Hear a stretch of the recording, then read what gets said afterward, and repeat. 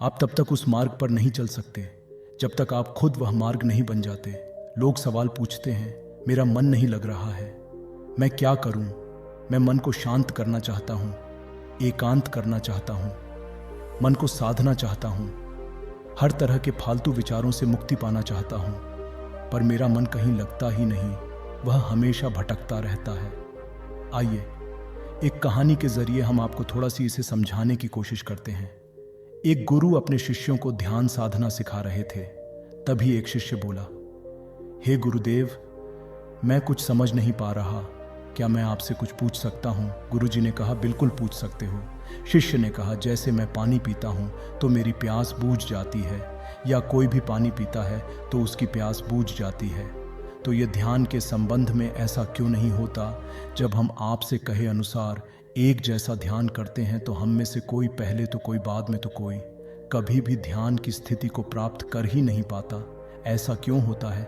जैसे पानी से सबकी प्यास बुझ जाती है, वैसे ही ध्यान से सबके ज्ञान चकचुक खोल जाने चाहिए, पर ऐसा नहीं होता है। गुरुजी ने कहा, कल किसी ने भोजन पर हमें आमंत्रित किया, कल तुम मेरे साथ चलना, मैं तुम्हारे प्रश्नों को उत्तर वहीं दूंगा। अगले दिन दोनों गुरु शिष्य भोजन के लिए एक धनी व्यक्ति के घर पहुंचे। धनी व्यक्ति की पत्नी ने उन्हें भोजन पर बुलाया था। दोनों भोजन करने बैठ जाते हैं। उन्हीं के साथ उस स्त्री का पति भी भोजन करने बैठा हुआ था। उसने अपने सभी नौकरों पर चिल्लाकर कहा कि यह क्या बेकार का भोजन बना रखा है, इसमें में कोई स्वाद नहीं। वह भोजन की थाली फेंककर नौकरों से कहता है, जाओ दोबारा ढंग का भोजन बनाकर लाओ। धनी व्यक्ति की पत्नी ने उन दोनों गुरु शिष्यों से क्षमा मांगकर उन्हें भोजन करने लगे। दोनों ने भोजन किया। गुरु ने अपने थाली में 2 रोटी छोड़ दी। गुरु ने उस स्त्री से कहा कि बेटी, क्या तुम मुझे यह 2 रोटी बांध कर दे सकती हो? स्त्री ने उन रोटियों को बांध कर दे दिया। उसके बाद दोनों वहां से निकल गए। रास्ते में गुरुजी ने शिष्य से पूछा, तुम्हें भोजन कैसा लगा? शिष्य ने कहा, भोजन तो अति स्वादिष्ट था, मुझे पसंद आया, मुझे भोजन करना बहुत अच्छा लगा। गुरु ने कहा, इससे अधिक तुम्हें और कुछ नहीं लगा? शिष्य ने कहा, इससे अच्छा और क्या लग सकता है? गुरुदेव, मेरी भूख मिट गई, मेरा पेट भर गया। गुरुजी ने कहा, भोजन तो अच्छा था, फिर उस स्त्री के पति को भोजन पसंद क्यों नहीं आया?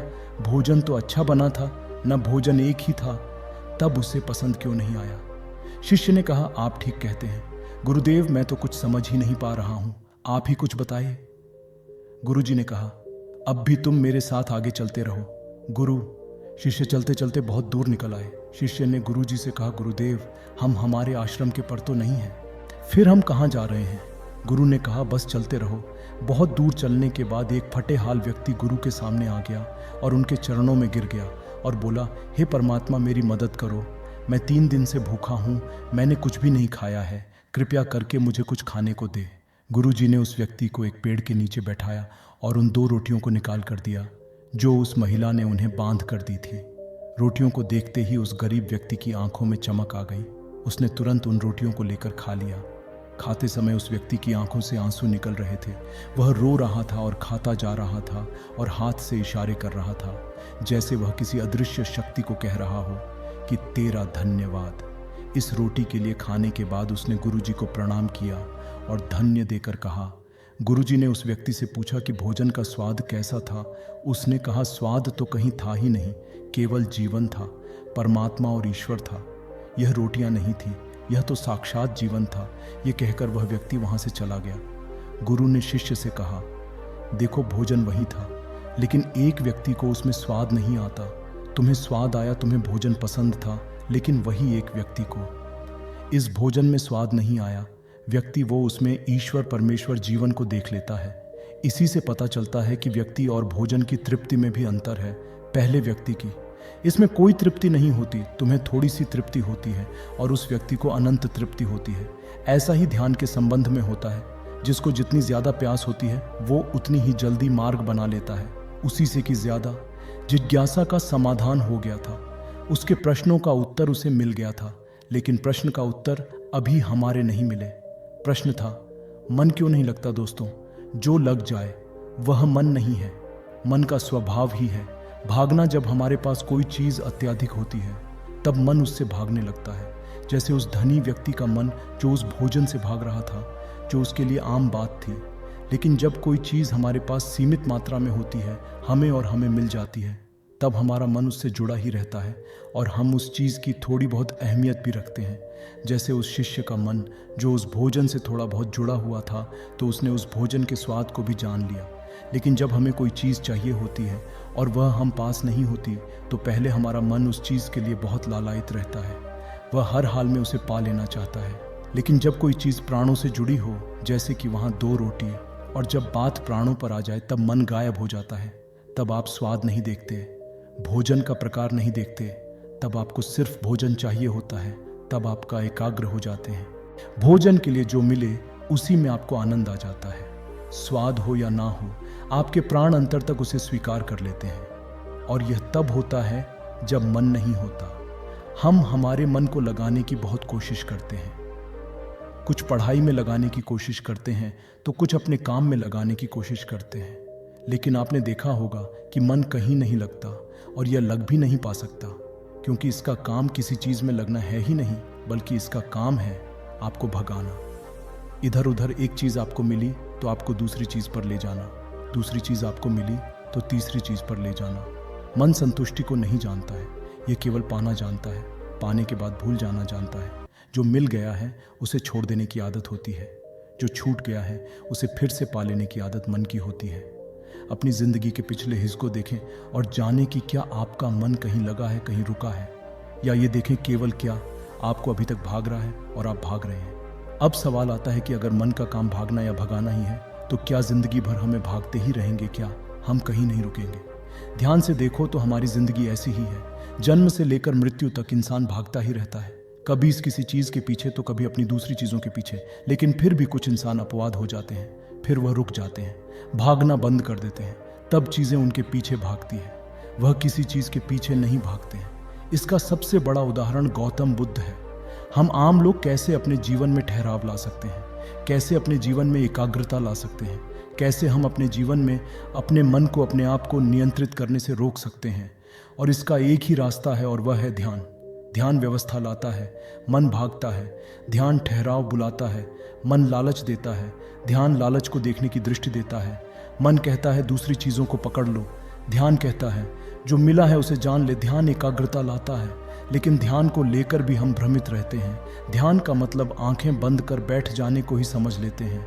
एक छोटी बच्ची बहुत अच्छी बांसुरी बजाती है, और जब बांसुरी बजाती है तब उसके सुर में खो जाती है, तब उसका मन गायब हो जाता है। उसकी प्राण केवल उस बांसुरी के धुन में ही रम जाते हैं, और यही उसका ध्यान बन जाता है। लेकिन ऐसा इसलिए होता है क्योंकि इस लड़की को उस बांसुरी में रस आता है, आनंद आता है। यही उसकी प्रकृति है। वह वही कर रही है जो वह हो सकती है। एक अध्यापक है, जब वह अपने छात्रों को पढ़ाता है तो उसमें खो जाता है।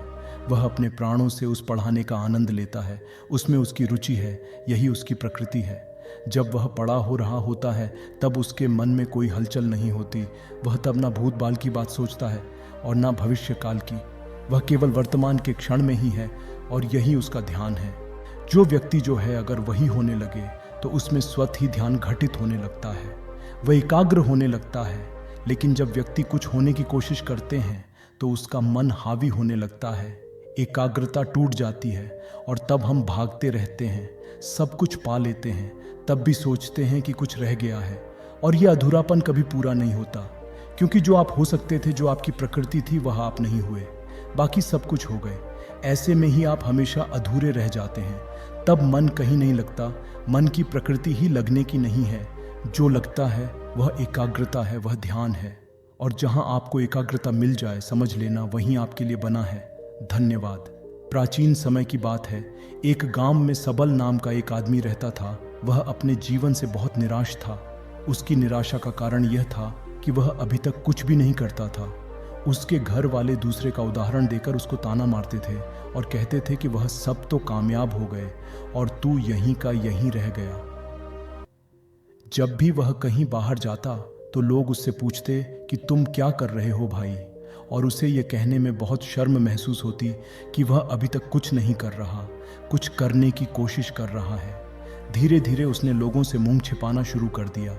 उसका दुख इतना बड़ा था कि उसको लगता था कि वह धरती पर एक बोझ है और उसके वश में कुछ भी करना नहीं है। वह कुछ कर ही नहीं सकता। तो वह जीकर क्या करेगा, उसे मर जाना चाहिए। वह अकेले में बैठकर रोता और भगवान को दोष देता। एक दिन नगर में एक गुरु को देखा जो दुख के ऊपर अपना प्रवचन दे रहे थे। गुरु कह रहे थे कि दुख एक गुरु की तरह होता है जो आपके जीवन के बारे में समझाता है और आपको सही से जीने का तरीका बताता है। आप चाहे तो दुख रूपी गुरु से अपना जीवन सीख सकते हैं या दुख में डूबकर बैठे बैठे रो सकते हैं। सल भी ये बातें सुन रहा था। जब उपदेश खत्म हुआ तो उसने ने गुरु से कहा, दुख कुछ सिखा कर नहीं जाता बल्कि पीड़ा देकर जाता है। दुख की पीड़ा अनंत होती है। ऐसा लगता है कि इसके बाद कुछ नहीं मिलने वाला, कुछ नहीं होने वाला। मृत्यु भी उसके सामने कम पड़ जाती है। गुरु ने पूछा कि क्या दुख है तुम्हें?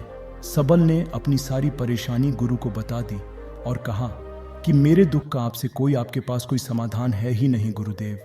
गुरु ने मुस्कुराकर कहा कि जब जीवन में असली दुख आए तब मेरे पास आना, मैं इसका समाधान अवश्य करूंगा। यह कहकर गुरु वहां से चले गए। सबल ने सोचा कि क्या मेरा दुख असली नहीं है? क्या ये जो मैं दुख झेल रहा हूं ये दुख नहीं है? कोई भी मेरे दिल का दर्द नहीं समझता, मेरे घर वाले भी नहीं समझते हैं, तो गुरु क्या खाक समझेंगे? अपने दुखों से परेशान होकर सबल ने निर्णय लिया कि वह कुछ करके दिखाएगा। उसने एक छोटा सा व्यापार शुरू किया। उसे उसके व्यापार में सफलता नहीं मिल रही थी, पर उसके घर वाले बहुत खुश थे कि वह कुछ तो प्रयास कर रहा है। धीरे धीरे उसे सफलता मिलने लगी और फिर उसने रफ्तार पकड़ ली। वह दोष वालों के भीतर ही एक बड़ा व्यापारी बन गया। अब आसपास के काफी लोग जो उसे पसंद करते थे, जो उसकी चिंता करते थे, जो उसकी कार की सराहना करते थे। उसके माता पिता भी अपने बेटे की प्रसन्नता करते करते नहीं थकते थे। उसके मित्रों की संख्या दिन ब दिन बढ़ती जा रही थी और वह बहुत खुश था। फिर उसके बाद कुछ तोते ने उसे सलाह दी, उसे अपना व्यापार और बड़ा करना चाहिए। जब वह बड़ा व्यापारी बनकर इतना खुश है तो सोचो कि अगर तुम इस नगर के, इस राज्य के सबसे बड़े व्यापारी हो जाओगे तो कितना सुख होगा।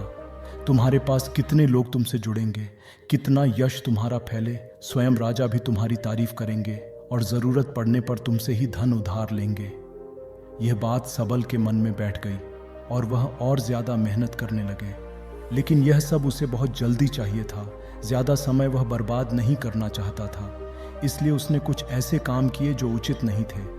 उसने बहुत बड़ी मात्रा में धन उधार लिया और वह यहीं पर नहीं रुका। वह ज्यादा मुनाफा कमाने के चक्कर में माल की गुणवत्ता खराब कर दी। उसके मित्र जैसा कहते थे वैसा ही वह करता रहा। दूसरे व्यापारियों के खिलाफ षड्यंत्र भी रचना शुरू कर दिया। अब उसके जीवन का सुकीन कहीं चला गया था। उसे अब रातों को नींद नहीं आती थी। वह हमेशा उधेड़-बुन में लगा रहता था। सुख साधन के सारे वस्तु होने के बाद भी उसे किसी भी चीज में सुख नहीं मिल रहा था। एक दिन सबल अपने रथ में बैठकर एक मार्ग से जा रहा था। रास्ते में उसने उस गुरु का आश्रम देखा और उन गुरु के पास पहुंचा और कहा, गुरुदेव, आपने कहा था कि असली दुख जब आए तभी मेरे पास आना। मेरे जीवन में बहुत दुख है, मैं रात को सो भी नहीं पाता हूँ। सबल गुरु को सारी बात बताता है। तब गुरु ने कहा कि जब तुम पहली बार मिले थे तब भी तुम किसी दुख में थे। उस दुख से तुमने क्या सीखा?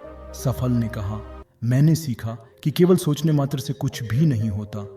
अपने सोच को साकार करने के लिए कर्म करना पड़ता है और केवल कर्म करने से कुछ नहीं होता। कर्म को अंतिम पड़ाव तक ले जाना आवश्यक होता है। चाहे रास्ते में कितनी भी बाधाएं आए, कितनी भी निराशा आए, चाहे ऐसा क्यों ना लगे कि अब कुछ हो ही नहीं सकता, तब भी यह मानकर कि जो कार्य मैं कर रहा हूं मैं इसमें सफल होकर ही रहूंगा। कर्म करना चाहिए। लोग केवल सफल आदमी को ही महत्व देते हैं, बाकी चाहे कोई कितना भी अच्छा क्यों ना हो, इस दुनिया के लिए वह बोझी कहलाता है। गुरु मुस्कुराए और कहा, जब तुम्हारे जीवन में असली दुख आए तब मेरे पास आना, मैं उसका समाधान अवश्य करूंगा। सल फिर से आश्चर्यचकित हो गया कि यह दुख क्या असली दुख नहीं है?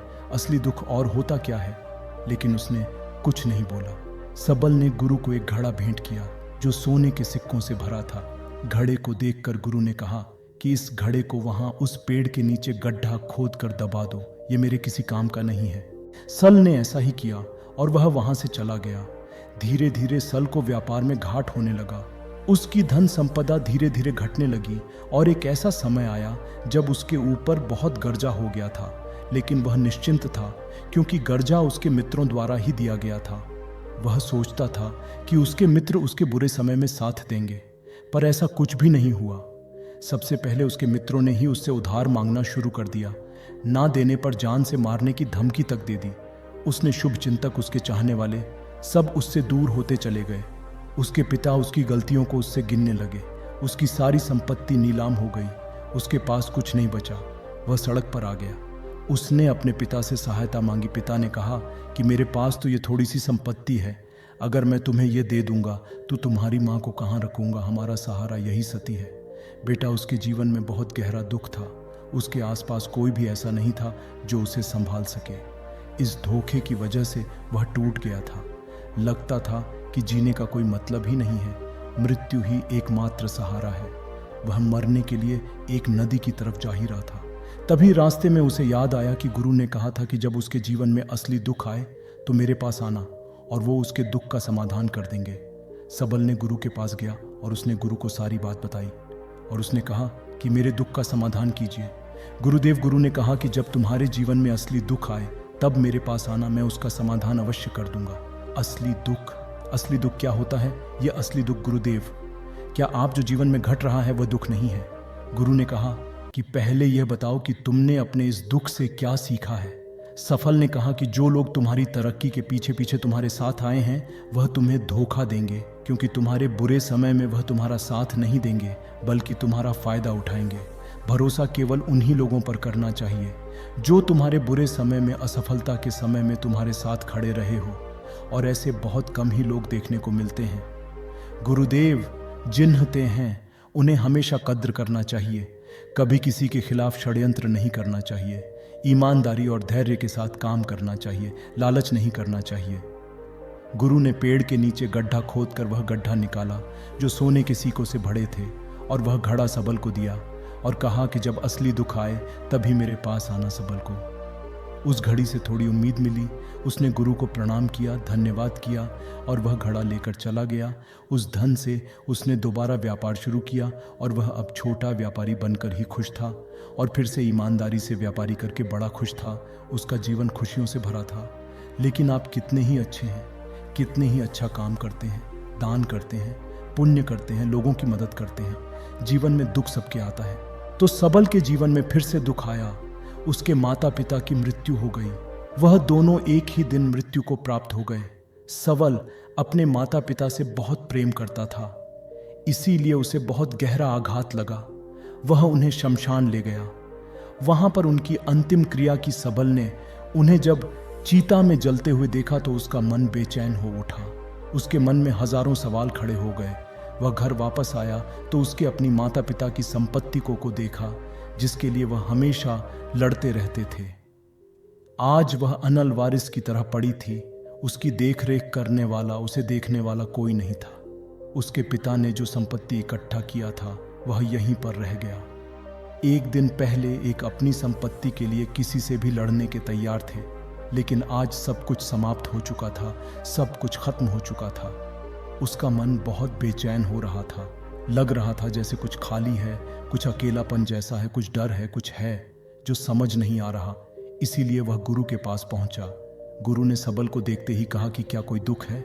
सबल ने कहा कि जीवन में वैसे तो कोई दुख नहीं है गुरुदेव, सब ठीक ही है, सब सुखी है, पर आज मेरे माता पिता की मृत्यु हो गई और मेरा मन बहुत दुखी है। गुरु ने कहा, इसमें दुखी होने वाली क्या बात है? एक दिन तो सबके प्रियजनों को मर जाना ही है। जीवित तो यहाँ पर कोई भी नहीं रहा और ना ही कोई रहेगा। तुम भी एक दिन मर जाओगे। हो सकता है कल या कहो, आज या कहो, अभी भी मर सकते हो। सबल ने कहा कि गुरुदेव आप यह क्या कह रहे हैं? मैं भी मर जाऊंगा। अरे मैं तो अभी जवान हूँ। गुरु ने कहा कि प्यारे, इस भ्रम में मत जीना कि मृत्यु केवल बूढ़ों को आती है। बूढ़ों के सामने जवान भी मर जाते हैं, बच्चे भी मर जाते हैं। मृत्यु का कोई किसी से लेना देना नहीं है गुरु के मुख से। यह बातें सुनकर सबल वहां से चुपचाप चला गया, पर उसका मन जैसे बेचैन हो गया था। वह कुछ खालीपन सा महसूस कर रहा था। 3 रात वह अपने ही बारे में सोचता रहता कि वह क्या कर रहा है, वह क्या है, क्यों है, कैसे है, हम क्या हैं, हम क्या करने आए हैं यहाँ पर? क्या बस चीज़ों को उपभोग करना और मर जाना ही जीवन का असली मतलब होता है? उसे कोई जवाब नहीं मिल रहा था और उसका दुख बढ़ता ही जा रहा था। कुछ दिन बाद वह वापस गुरु के पास पहुंचा और गुरु को सारी बात बता दी। गुरु मुस्कुराए और गुरु ने कहा कि आज पहली बार तुम्हारे जीवन में असली दुख उत्पन्न हुआ है। वास्तव में यही है जो दुख कलाने लायक है कि हमें पता ही नहीं है कि हम क्या कर रहे हैं, क्यों हैं, कैसे हैं, कौन है हम और हमें क्या करना चाहिए। सबल ने कहा, गुरुदेव मेरे दुख का समाधान कीजिए। गुरु ने कहा कि हम सब जीवन भर यह क्या इकट्ठा करते रहते हैं। सबल ने कहा कि गुरुदेव सभी लोग धन संपत्ति, मान सम्मान, प्रेम, परिवार, मित्र, शत्रु, पद, प्रतिष्ठा इकट्ठा करते रहते हैं। गुरु ने कहा कि क्या इनमें से कुछ भी इकट्ठा करके हम अपने साथ ले जा सकते हैं। सफल ने कहा, नहीं गुरुदेव, इनमें से तो कुछ भी साथ नहीं ले जाते। मेरे माता पिता के साथ भी कुछ नहीं गया, सब तो यहीं पर छूट गया। गुरु ने कहा, ध्यान से समझना, इस दुनिया में हम जिसे इकट्ठा करते हैं उसे कभी हम इकट्ठा करते ही नहीं। सभी चीज़ों को देखते हैं लेकिन उसे देख लेते ही नहीं। जिसे हमें इकट्ठा करना है वह है हम खुद। हमें इस दुनिया में अपने आप को इकट्ठा करना है ताकि जब हमारी मृत्यु हो तब हम एक हो सके और अपने आप को पहचान सके। हम बटे हुए हैं प्रेम में, नफरत में, क्रोध में, क्रूरता में, धन में, संपत्ति में, पद में, प्रतिष्ठा में, सम्मान में, पहचान में, धर्म में, जाति में, दूसरों को लूटने में और अपने आप को लुटाने में। और ऐसे ही हम हजारों लाखों वासनाओं से बटे पड़े हैं। हम टुकड़ों में जीवन जी रहे हैं। हमारी चेतना कभी भी एक नहीं हो पाती। हमारी ऊर्जा शक्ति बिखर गई है, इसलिए हमारे पास भी इतना समय नहीं है, इतनी भी शक्ति नहीं है कि हम मोड़कर अपनी ओर देख सके। वास्तव में जिन्हें दुख दुख कहकर जिंदगी भर चिल्लाते रहते हैं और उनका समाधान खोजते रहते हैं, उन्हें उनका समाधान कभी मिलेगा ही नहीं, क्योंकि जिन्हें वह दुख कहते हैं वह दुख है ही नहीं। इसीलिए यहाँ पर कभी भी किसी को उनके दुख का समाधान नहीं मिलता। वह बस एक परिस्थिति से छूटकर दूसरी परिस्थिति में फंस जाते हैं। जैसे वह पहले समस्या से रो पड़ते थे वैसे ही वह दूसरी समस्या में रो पड़ते हैं। हमेशा ही एक समाधान नजर आता है और वह है मृत्यु, और वह भी कोई समाधान नहीं है। इसलिए इन सब का परमात्मा परम समाधान चाहिए तो अपने आप को इकट्ठा करो, अपनी ऊर्जा को इस संसार से वापस खींचो, उसे एकत्रित करो और अपने ऊपर ध्यान दो, अपने पर ध्यान लगाओ। मृत्यु से पहले अपने आप को पहचान लो, ऐसे ही बिखरे हुए मत चले जाना। सबल ने कहा, तो क्या गुरुदेव अब यह संसार छोड़ देना चाहिए, अपनी इच्छाओं को मार देना चाहिए, धन संपत्ति इकट्ठा नहीं करनी चाहिए? कहा क्या हमें यहाँ पर किसी से प्रेम नहीं करना चाहिए? गुरु ने कहा, तुमसे इच्छाएं, कामनाएं और वासना ऐसे ही निकलती हैं जैसे पहाड़ से कोई पत्थर गिर रहा हो जिस सर पर पहाड़ का कोई नियंत्रण ही नहीं है सिवाय देखने के और परेशान होने के। जब तुम एकत्रित हो जाते हो तब जो भी तुम करते हो वह सब तुम्हारे नियंत्रण में रहता है, तब इच्छाएं भी तुम्हारी इच्छा से निकलती हैं। सबल ने कहा कि गुरुदेव आपने मेरे सच्चे दुख का निवारण कर दिया है, आपका बहुत आभारी हूँ। अब मैं अपने आप को एकत्रित करूँगा।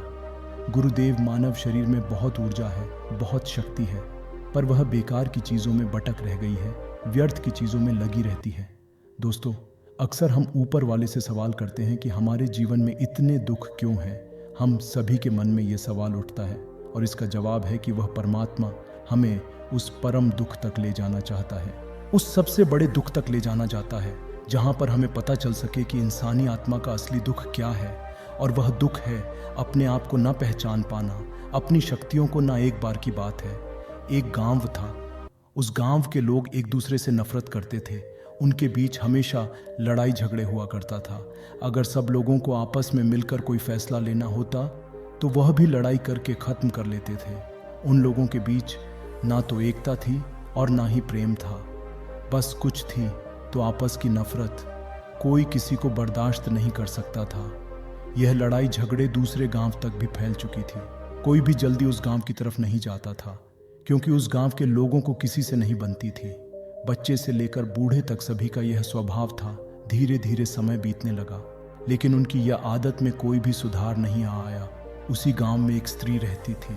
ये सब देख वह हमेशा सोचती थी कि यह लोग आपस में क्यों झगड़ते रहते हैं, क्यों आपस में प्रेम से नहीं रहते।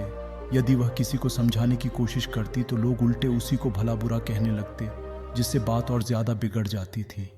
उसी गांव से कुछ दूरी पर एक बौद्ध भिक्षु आश्रम बनाकर रहा करते थे। वो वहाँ पर अपने शिष्यों के साथ रहा करते। एक दिन सुबह उपदेश देने के बाद महात्मा अपने सभी भिक्षुओं से कहते हैं कि वह सभी अलग अलग दिशा में चले जाएं और वहाँ से भग छाट करके आए। जब उस गांव में जाने की तैयारी होती है तो कोई भी शिष्य उस गांव की तरफ जाने को तैयार नहीं होता। यहाँ देख, उस बद भिक्षु ने कहा कि क्या हुआ, उस गांव की तरफ तुम लोग क्यों नहीं जा रहे हो?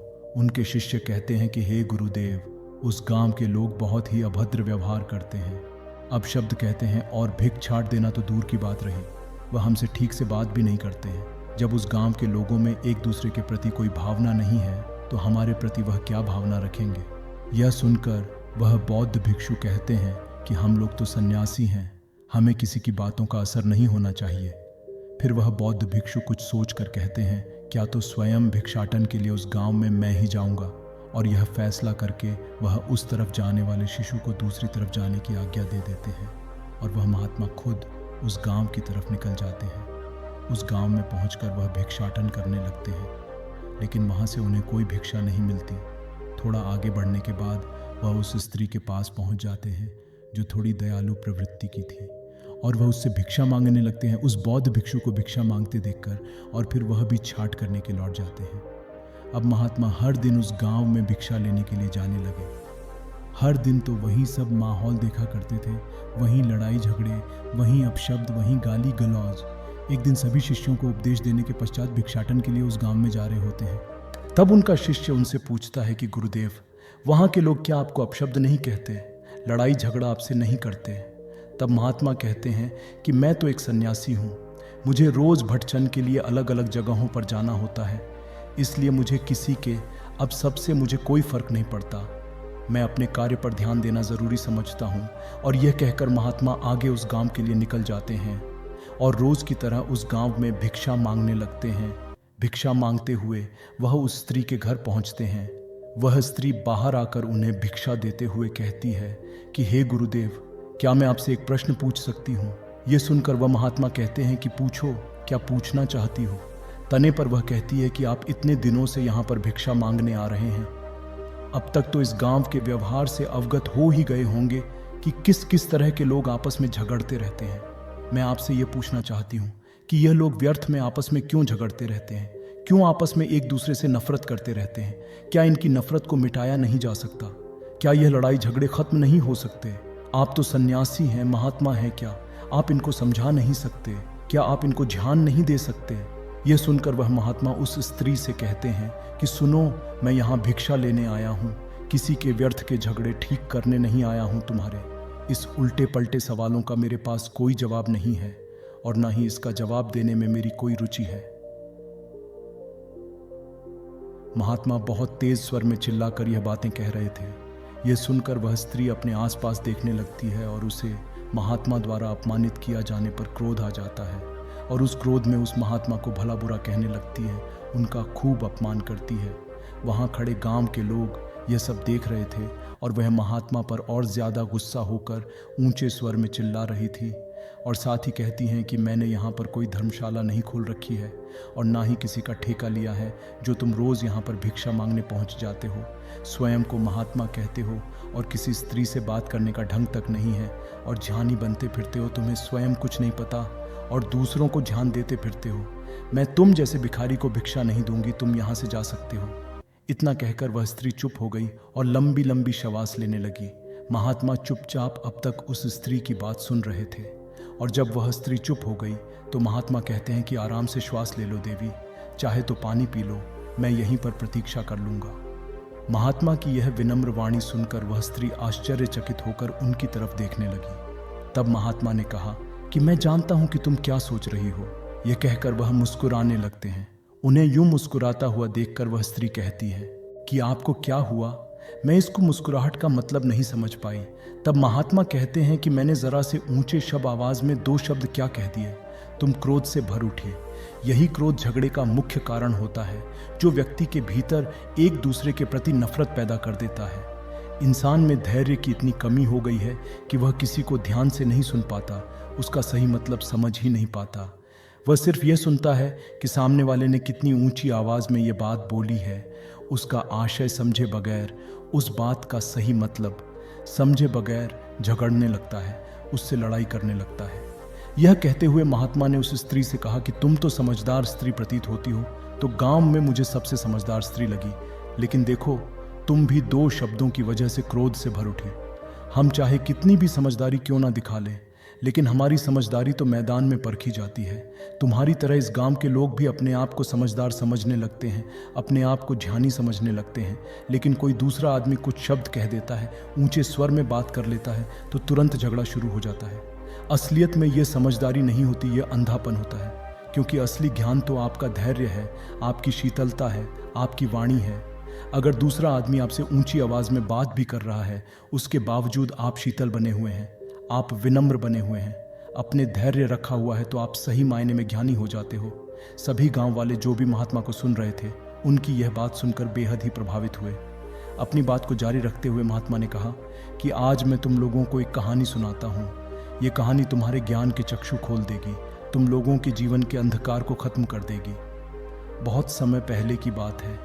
एक प्रताप साधु रहा हुआ करते थे, जिनका नाम संत व्यास जी था। वो रोज़ अपने आश्रम में अपने सभी शिष्यों को ज्ञान के बारे में, नई नई चीज़ों के बारे में बताया करते थे। धीरे धीरे समय के साथ जब उन शिशु की शिक्षा पूरी हो जाती है, तो संत गुरु कहते हैं कि अब आप सभी की शिक्षा पूर्ण हो चुकी है, आप किसी भी स्थान पर जाकर अपनी ध्यान साधना कर सकते हैं। और एक बात ध्यान रखना, अपने ज्ञान का प्रचार जन जन तक ज़रूर पहुंचाना। सभी शिष्य एक एक करके गुरु से आज्ञा लेकर अपने मार्ग पर निकल जाते हैं। कुछ साल बाद गुरु सोचते हैं कि काफ़ी समय हो गया है, क्यों ना उन सभी शिशु से एक बार फिर मिला जाए, एक बार जांच किया जाए कि वह मेरी शिक्षा का सही प्रयोग किस तरह कर पाते हैं। वो एक एक करके अपने सभी शिष्यों से मिलते हैं और यह देख भी लेते हैं कि वह सभी शिष्य उनके बताए मार्ग पर चल रहे हैं, अब अपने ज्ञान का सही प्रचार कर रहे हैं। वह बेहद खुश हो जाते हैं और वह अपने सभी शिष्यों से मिलकर संतुष्टि का अनुभव करते हैं। सभी शिष्यों से मिलने के बाद गुरु व्यास अपने आखिरी शिष्य से मिलने के लिए जाते हैं। उसके बारे में दूसरे शिष्य बताते हैं कि हे गुरुदेव, उसने अपना गृह त्याग दिया है और एक जंगल में आश्रम खोलकर बड़ा ही कठोर तप कर रहा है। वह यह सुनकर संत बेहद प्रसन्न हो जाते हैं और वो अपने आखिरी शिष्य से मिलने के लिए जंगल की ओर निकल पड़ते हैं। उस जंगल में जाते जाते शाम हो जाती है। तभी वो गुरु देखते हैं एक सुंदर सी स्त्री की पायल की आवाज़ उस शिष्य के आश्रम की तरफ बढ़ रही थी। जब वो स्त्री आश्रम के भीतर पहुंचती है तो देखती है कि एक संत सन्यासी साधना में लीन होकर बैठे हैं। वो आगे बढ़ती है और उनके समीप जाकर अपने पायल और चूड़ी की आवाज़ छन छन करने लगती है। वह आवाज़ सुनकर सन्यासी जब सामने की ओर देखते हैं तो एक बहुत ही सुंदर स्त्री खड़ी होती है। वह स्त्री उस सन्यासी की आंख खुलते ही वह सामने हाथ जोड़कर बैठकर कहती है कि मैं यहाँ अपने कुछ सहेलियों के साथ मेला घूमने आई थी, लेकिन अचानक आंधी आने से मैं उन सब से बिछड़ गई हूँ। सही ना जाने किधर की तरफ चली गई और मैं अकेले यहाँ पर फंस गई हूँ। अभी मौसम खराब है और कुछ ही देर में अंधेरा भी हो जाएगा। मेरा आपसे विनती है कि आप मुझे एक रात आपकी कुटिया में रुकने की इजाज़त दे दें, आपकी बहुत कृपा होगी। ये सुनकर वह सन्यासी कहते हैं कि अरे पागल, तू पागल तो नहीं हो गई? ये कोई पाठशाला नहीं है, ना कोई धर्मशाला है, यह तो बस एक कुटिया है और इसमें केवल संत फकीरों के लिए जगह है। यहाँ रहना तुम्हारा कहीं से भी उचित नहीं है। ये सुनकर वह स्त्री कहती है कि महाराज, अब रात होने को है, अब अकेले इस जंगल में मैं कहाँ जाऊँगी? बस एक रात की बात है, मुझे इजाज़त दीजिए, मैं सुबह होते ही यहाँ से लौट जाऊँगी। मेरे यहाँ रुकने से आपको कोई भी समस्या नहीं होगी। ये सुनकर उस सन्यासी ने सोचकर कहा कि ठीक है, तुम अंदर से मेरी माला ला कर मुझे दे दो और अंदर कुटिया में जाकर तुम विश्राम कर लो। आज मैं यहाँ बाहर ही रुक जाता हूँ, लेकिन ध्यान रहे सुबह होते ही तुम यहाँ से चले जाना। तो फिर उस स्त्री से कहते हैं कि देखो, तुम बाहर मत आना, वरना मेरी साधना भंग हो जाएगी। वह स्त्री हामी भरकर कुटिया के अंदर जाकर दरवाज़ा बंद कर लेती है। देर रात तक संत साधना करते रहते हैं। उसके बाद उस सन्यासी को अचानक से उस स्त्री का ख्याल आने लगता है। वह उसके दरवाजे की तरफ जाने लगता है। वह आधी रात में जाकर उस स्त्री का दरवाज़ा खटखटाने लगता है, लेकिन वह स्त्री दरवाज़ा नहीं खुलती। ये देखकर वह संत क्रोधित हो जाते हैं कि वह स्त्री दरवाज़ा क्यों नहीं खोल रही है, और वह क्रोध में आकर उस दरवाजे को तोड़ देते हैं। वह कुटिया के भीतर प्रवेश करते हैं, परंतु भीतर अंधेरा ही अंधेरा फैला हुआ था। उन्हें कुछ भी दिखाई नहीं दे रहा था। इसीलिए वह संत एक दिया लेने चले जाते हैं। दिए के चलते ही वह कुटिया में अपने चारों तरफ नज़र घुमाते हैं। उस स्त्री को देखने के लिए दिए को लेकर और आगे बढ़ जाते हैं। यह सब उसके गुरु छिपकर देख रहे होते हैं। और अपने शिष्य की ऐसी हरकत देखकर हैरान हो जाते हैं। और तभी एक बड़ी दाढ़ी और मूछ वाला एक महाराज उस कुटिया में माला जप रहे थे, सन्यासी। यह देखकर पहले तो सन्य रह जाता है कि उस सुंदर स्त्री के जगह पर एक महाराज बैठे हुए थे, और वह महाराज कोई और नहीं, उसके गुरु व्यास जी थे। वह एक स्त्री का रूप धारण करके अपने आखिरी शिष्य से मिलने के लिए और उसकी परीक्षा लेने के लिए आए थे। ये सब जानकर उस सन्यासी को अपनी गलती का एहसास होता है, उसकी आंखें शर्म से झोंक जाती है। तब व्यास गुरु उससे जाकर कहते हैं कि तुम चाहो तो शिष्या और अपने ज्ञान का उचित उपयोग कर सकते हो, लेकिन तुमने स्वयं के लिए गलत मार्ग चुना और खुद को उस परे बढ़ने दिया, और उसका परिणाम ये हुआ कि तुम नजरें झुकाए खड़े हो मेरे सामने। तुमने इतने साल के साधना और आज एक पल में तुमने अपनी साधना व्यर्थ में गवा दी, पानी में बहा दी। क्या फायदा हुआ इतने साल का साधना करने का, ध्यान करने का, जब एक स्त्री ने तुम्हारे साधना को भंग कर दिया। शायद तुमने अपनी घर गृहस्थ छोड़कर अच्छा नहीं किया। तुम अपने घर गृहस्थ जंगल में तो आ गए और ध्यान भी करने लग गए, लेकिन तुम्हारा मन, तुम्हारा चित्त वहीं पर अटका हुआ है। इसीलिए ज़रूर यह है कि तुम वापस जाओ और अपनी घर गृहस्थी संभालो, और जब तुम्हारा मन परिपूर्ण हो जाए, संतुष्टि से भर जाए, तब तुम किसी जंगल में जाकर ध्यान साधना करना। उससे पहले तुम खुद पर अत्याचार कर रहे हो। याद रखना, भावनाएं दब सकती हैं, मिट नहीं सकती। मिट वह तब सकती है जब अपने भावनाओं को पूरी तरह से भोग लिया हो, जब आपका मन उन भावनाओं से तृप्त हो गया हो। जब वह भावनाएं आपका पीछा छोड़ रही है तो उस समय तो आपके मन से उतर जाएंगी, लेकिन समय आने पर वह फिर से उभर आएंगी, फिर से आपके अंदर वह दिखने लगेंगी, फिर से आपको वह अपने काबू में कर लेंगी।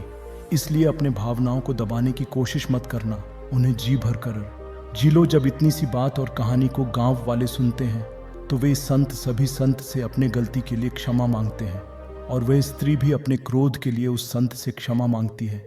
इसके बाद फिर कभी वह संत उस गांव में नहीं आते। सभी गांव वाले अपने के पर पश्चाताप करते हैं और सभी मिलजुल कर रहने लगते हैं।